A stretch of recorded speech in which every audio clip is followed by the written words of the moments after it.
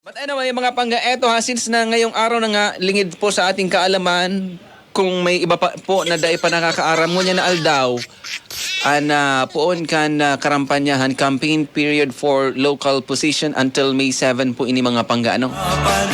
March 25. Very, very important po, ano, oya ang hapot, gaano ka-importante ang sa indong boto?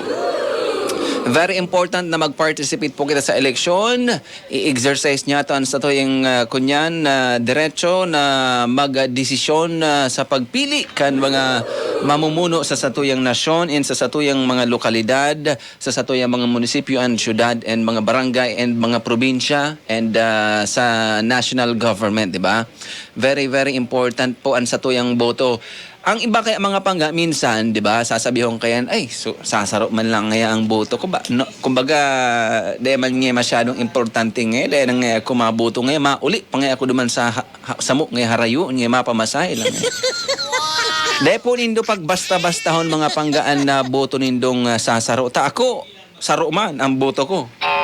Tigsararo kita kayan.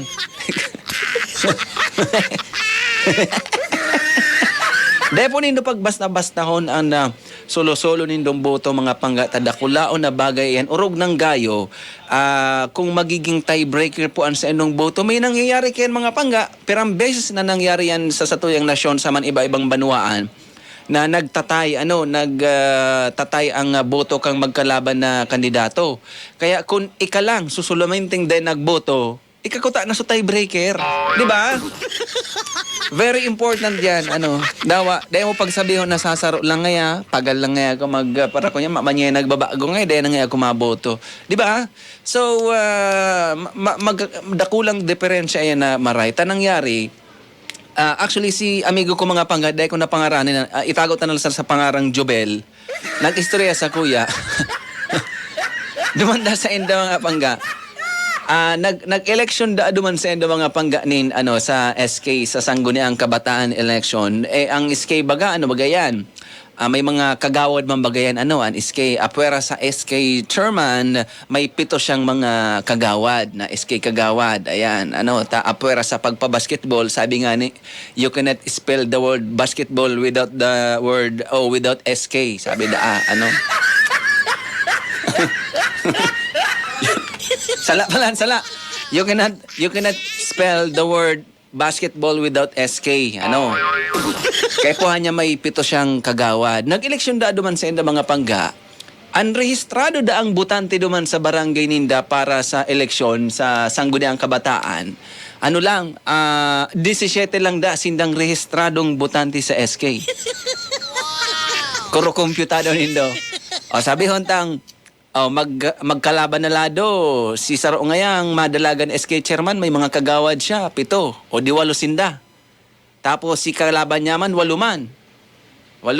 O di bali 16 na. Solo-solo da so amigo ko mga pangga. Siya lang da ang tiebreaker promise. 17 sindang rehistradong butante sa Sangguniang Kabataan. 17 bagayan. Ang 16 na yan na rehistrado, mga kandidato yan. Sulo-sulo lang da siyang maboto. Pig-aragawan da siya mga pangga, pig-paswimming da siya sa magayunon da ang resort. Kaya, iyan nagpapatunay na ang boto niya ito mga pangga, napaka-importante. Dawa sulo-sulo po iyan, dawa mayong kaparehas iyan. Importante ho na marayan sa tuyang boto, ang boto ni Rostan Malyanta, ang boto ni Jamison, ang boto kan Gabos, siring man ang boto ko, tigsararo po yan mga pangga. Mayong kaparehas kaya. Sabi pala, ikangaya pading DJ makisigsing, ikangaya padi maboto. Siyempre, duman ako sa mga boto. Nawalat duman sa boto ko eh. Nawalat. Yan ko duman nakaristro.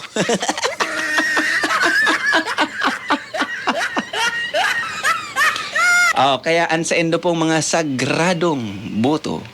Ayan. Pahalagahan po nindo yan mga pangga, okay? Tangani na sa maabot na Mayo 9, magayon po ang resulta kan sa tuyo pong eleksyon. Alright? Okay. Ikarostan, day mo pagwalat ang boto mo, ha? Iyan. Dapat, sabi nga ni kananay ko, ay takon diroskas ngaya ang boto mo, ay nawalat na.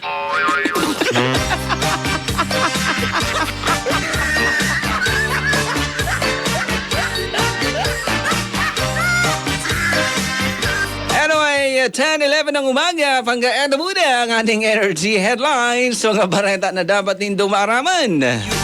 Na di pwedeng sa aga pa, kundi ngunyana. Mula sa Energy News and